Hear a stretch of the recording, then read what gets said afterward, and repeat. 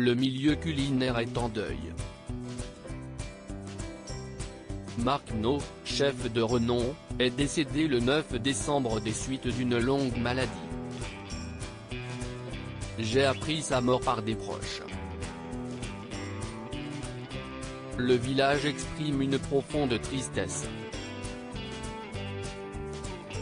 Il avait créé quelque chose de très grand.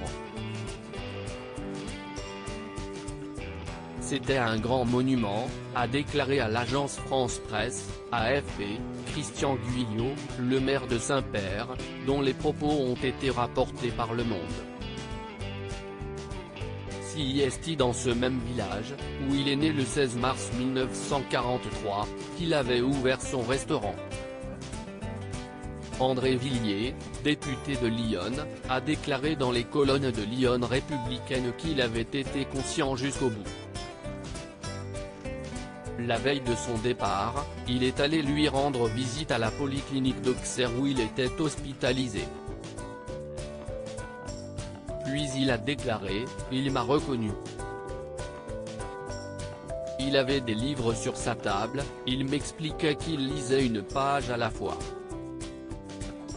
À un moment, il a regardé ses poches qui le nourrissaient. Il m'a dit, je rêve d'un saucisson brioché. » Il avait fait de Saint-Père, où les plus grands de ce monde étaient venus à sa table, une place forte de la gastronomie.